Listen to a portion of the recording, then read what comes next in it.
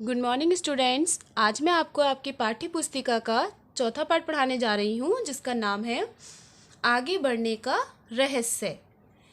समय के साथ बूढ़े होते गोविंदराव को एक ही चिंता थी कि अपना हुनर किसे सिखाएं। वह बहुत होशियार दर्जी था। दर्जी जो कपड़े सिलते हैं बच्चों, उससे कपड़े सिलवाने के लिए दूर दूर से लोग आते थे, पर अब वह अधिक काम नहीं कर पाता था।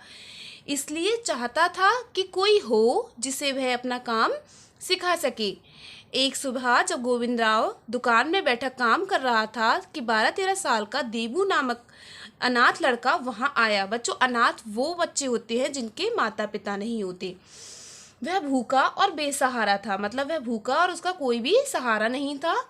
गोविंदराव ने उसे खाना खिलाया। पेट भरकर खाना खाकर लड़का बोला, बाबा आप मुझे अपने पास रख लें, मैं आपका काम कर दिया करूँगा। गोविंदराव ने सोचा चलो कुछ तो सहारा होगा, मतलब उन्होंने सोचा कि उस लड़के से उन्हें कुछ तो मदद मिलेगी। देबू गोविंदराव के पास रहने लगा। दुकान के ऊपर ही एक छोटा कमरा था जिसमें दोनों रहने लगे। देबू साफ सफाई करता, पानी भरता और बाजार के काम भी करता। दोनों खा पी कर दुकान पर आ जाते। धीरे धीरे देबू दुकान का काम भी संभालने लगा। धागों के रंग मिलाना, सिले कपड़ों की तह लगाना, कभी कभी ग्राहकों के कपड़े भी पहुंचा आता। ठीक है बच्चों, ये गोविंदराव जी हैं और ये देबू है। देबू अक्सर गोविंदराव से कपड़े को काटना और सिलाई सिखाने के लिए कहता, पर हर बार उसका एक ही जवाब होता, अभी धैर्य रखो, सिखाऊंगा धीरे धीरे।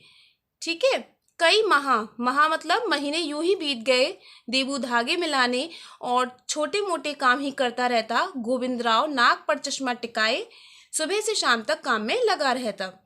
एक शाम देबू किसी ग्राहक के घर कपड़े पहुंचाने जा रहा था, तभी उसे पास की झाड़ी से चींची की आवाज सुनाई दी। उसने झांक कर देखा कि एक चिड़िया कांटों में फंसी हुई थी। देबू ने उसे आहिस्ता से कांटों से बचा बचाकर निकाल लिया। पानी से उसके पंखों को साफ कर पेड़ की एक डाल पर बैठा दिया। चिड़िया उसे धन्यवाद देते हुए बोली, तुम बहुत अच्छे हो देबू, तुमने मेरी जान बचाई। ठीक है बच्चों, ये देबू है और चिड़िया एक डाल पर बैठी हुई है। अगर तुम्हें मेरी जरूरत हो तो पुकारना, वहां दूर पेड़ पर मेरा घोंसला है, तुम वहां आकर मुझे आवाज लगाना। कहकर चिड़िया उड़ गई। देबू वहां से चल दिया, पर उसका मन बहुत परेशान था। वह सोचने लगा कि उसने अपने दिल की बात चिड़िया से क्यों नहीं की। 2 दिन बाद देबू सुबह सुबह चिड़िया के पास जा पहुंचा। चिड़िया रानी उसने पुकारा। तुरंत चिड़िया फुदकती हुई डाल पर आ बैठी। क्या बात है देबू, परेशान लग रहे हो? हाँ, मैं बहुत परेशान हूँ, कहते हुए सारी बात कह सुनाई। चिड़िया ने अपनी पूंछ हिलाई, फिर बोली, देबू मेरा मित्र जादूगर है, मैं उससे तुम्हारे लिए सहायता मांगूंगी, तुम कल शाम को आना। देबू वापस आकर काम में लग गया। अगली सुबह वह फिर चिड़िया के पास जा पहुंचा। चिड़िया ने उसे 2 दस्ताने दिखाए। बच्चों, दस्ताने जो हाथ में पहनने वाला जो कपड़ा होता है, वस्त्र होता है, उसे दस्ताने कहते हैं। एक सफेद और दूसरा काला। चिड़िया ने कहा, सफेद दस्ताने पहनोगे तो तुम काम जल्दी सीख जाओगे, और काले दस्ताने पहनोगे तो तुम्हें किसी से कुछ भी सीखना नहीं पड़ेगा। मतलब सफेद दस्ताने पहनोगे तो वो काम सिखाएंगे, और काले दस्ताने पहनकर कुछ भी नहीं सीखना पड़ेगा, सब काम अपने आप होता जाएगा। ठीक है।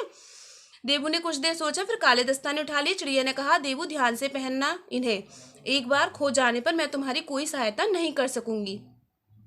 देबू ने चिड़िया को धन्यवाद दिया और काले दस्ताने पहन वापस आ गया। उसे ऐसा लगने लगा कि मानो उसकी उंगलियां कैंची सुई मशीन की तरफ खिंची चली जा रही हैं। दुकान पर आ उसने एक कपड़ा मेज पर बिछाया और कैंची से उसे काट डाला। बिना कुछ सोचे समझे वह मशीन पर उसे सीने लगा। उसे खुद भी समझ नहीं आ रहा था कि सारा काम किस तरह से हो रहा है, क्योंकि बच्चों वो सारा काम उन दस्तानों को पहनने के बाद ही हो रहा था। दुकान से मशीन चलने की आवाज सुन गोविंदराव नीचे आ गया। अरे अरे, यह क्या कर डाला, उसके मुंह से निकला। यह कीमती कपड़ा था। गोविंदराव को डर लगा कि कहीं कपड़ा खराब हुआ तो वह मालिक को क्या जवाब देगा। तभी देबू ने सिला हुआ कपड़ा उसके आगे रख दिया। कपड़ा बिल्कुल सही और सफाई से सिला हुआ था। तभी उसकी नजर देबू के हाथों के काले दस्तानों पर पड़ी। वह समझ गया कि यह करामत इनकी ही है। दस्तानों के कारण दुकान पर काम भी बढ़ गया। बच्चों, एक भी ग्राहकों को लौटना ना पड़ता। देबू दस्ताने पहन काम में जुटा रहता, मतलब काम में लगा रहता था। घंटों और दिनों का काम मिनटों में होने लगा बच्चों, जिससे दुकान की आमदनी भी बढ़ गई, मतलब दुकान की कमाई भी बढ़ गई। देवू को अपने काम और नाम पर बच्चों घमंड होने लगा। वह कई बार धीरे धीरे काम करने के कारण गोविंदराव को फटकार भी देता। वह भूल गया था कि जब वह भूखा और बेसहारा था तब इसी बूढ़े दर्जी ने उसे सहारा दिया था। देवू रोज रात को सोते समय दस्तानों को अपने तकिए के नीचे रखकर सोता। एक सुबह जब वह उसने तकिया उठाकर दस्ताने पहनने चाहे तो उसे वहां दस्ताने ना दिखे। उसे अच्छी तरह याद था कि सोने से पहले उसने दस्ताने तकिए के नीचे रखे थे।